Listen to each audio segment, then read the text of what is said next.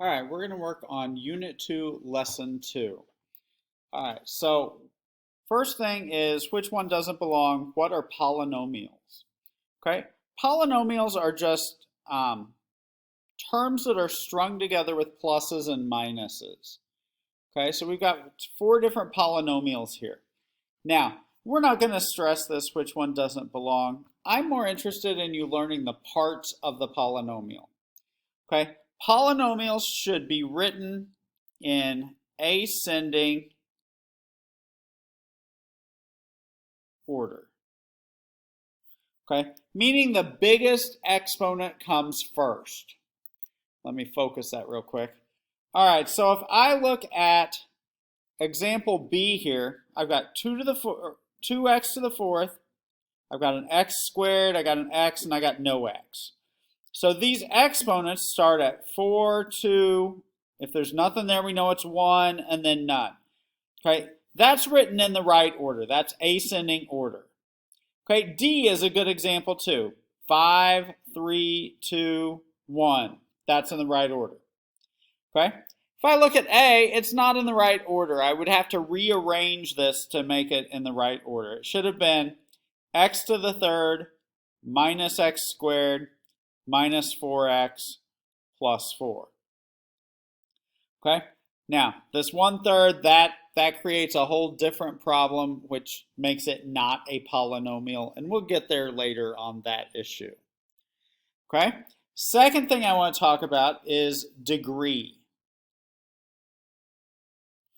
Degree is simply the biggest exponent. Okay, so if I look at B, okay, its degree is 4. The biggest exponent is 4. Okay, if I look at part D, the degree is 5. The biggest exponent is 5. Okay, next thing we want to think about is called the leading coefficient. Okay, the leading coefficient is the number in front of the variable of the highest degreed term. Okay, so x to the fourth, that's my highest degreed term. So my leading coefficient is 2 in this case. The 2 is my leading coefficient. Now, be careful down here on this next one, on part D, my leading coefficient, there's nothing in front of that x to the fifth, so I know that's a 1. 1x to the fifth, okay? All right, next thing I want to talk about is called the constant value.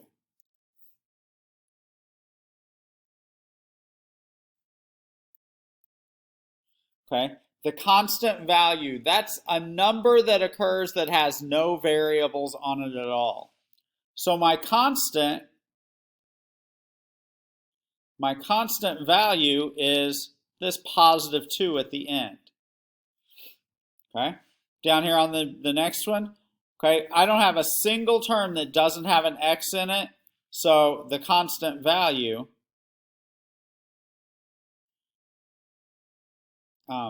there isn't one. It doesn't have a constant value. Okay? All right, so this next part, okay, we're going to skip activity 2, and we're going to look at activity 3. Okay, and I'll post this on Canvas for you to be able to look at this. But we're just going to go to Desmos, and we're going to play with this for a little bit. Okay, so let me get Desmos up here for us. Okay, the first question says a first degree polynomial whose graph intersects the vertical axis at 8. So you'll see the vertical axis is right here. Okay, so what that means is I have to have a constant term of 8. So I'm going to say y equals a first degree polynomial, so I need an x, okay, without an exponent on it. That means it's first degree.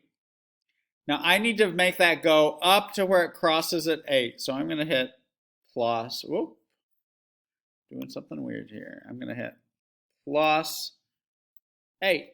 That makes it cross at 8. Okay, I could also do some other weird stuff, like I could put a leading coefficient in there, maybe a 3. Okay, it still crosses at 8. Or I could do a -1, or I could do a -2. It still crosses at 8. Okay, that constant tells me where it's going to cross the y-axis. Okay, the second question, let me clear that one. The second question says a second-degree polynomial whose graph has only positive y values. So I'm going to do y equals, now second degree means I need an x squared on there. So I'm going to say x to the second power. Now only positive values, okay? So I've got some 0 values on there, okay? Right here at the very bottom, my value is 0.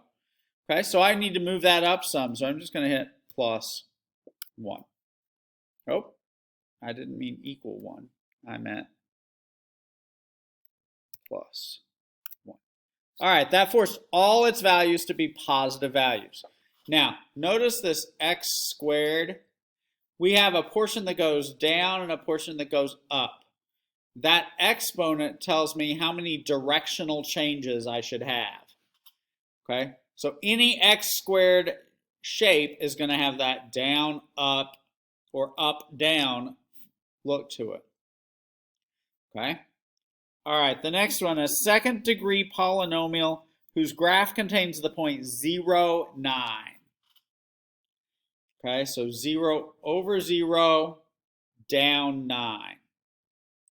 So I could force that to happen by just doing -9. So now it contains the point 0, -9. Okay? All right, a third degree, the fourth question says, a third degree polynomial whose graph crosses the horizontal axis more than once. Okay, so third degree polynomial means it's going to have an x to the third in it. X to the third. There it only crosses once, so I got to do something to that to make it get a little crazier here. All right, I'm actually going to try something else here. Let me do this. Let's do this. I'm going to go x plus 1, x plus 3,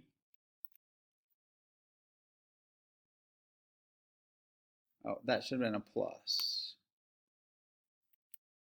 Okay? So that's a second degree polynomial because I have that down, up. Also, if I think about distributing this through, x times x would give me x squared. Now I'm going to do x plus 5. Oh, I keep doing equal, don't I? Plus 5. Okay, so it crosses my horizontal axis more than once. And notice, +1 made it cross at -1, +3 made it cross at -3, and +5 made it cross at -5.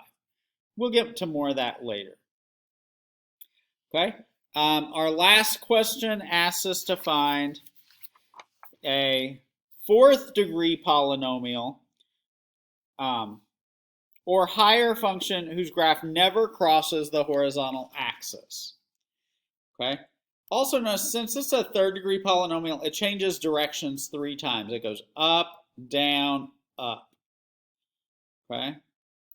So now I want a fourth degree polynomial whose graph never crosses the horizontal axis. So I'm going to say y equals x. So I need fourth degree. So shift up 6, 4. So that one sits on the x-axis.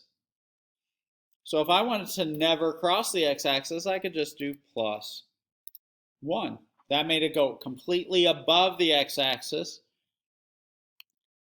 Okay, or I could have made it negative in front. Oh, that makes it cross the x-axis. What if I did a -1?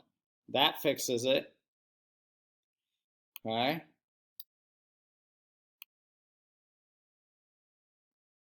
Go back to +1. Okay, I could make it change by putting a number in front. Okay, that made it skinnier, or let's go to a decimal. Let's go 0.5. That made it fatter. Okay. I could also add some more stuff in here. Okay. Maybe I decided I want to do a plus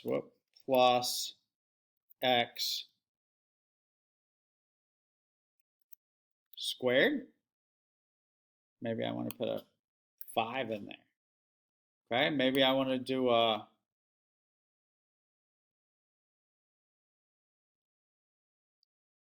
x power 3 plus 5x squared. What if I throw a minus in there instead? Oh, that made it get all wonky. Okay, but now you can see it's a 4th degree polynomial. It goes down, up, down, up. Okay, 4th degree could have 4 changes in directions. Okay. All right, so the whole point is we're trying to connect this degree to the shape of the graph. Okay, the degree to the shape of the graph.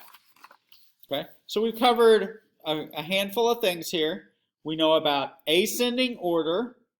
We know the degree, in this case, is a 4th degree polynomial, okay, because it has the biggest exponent is 4.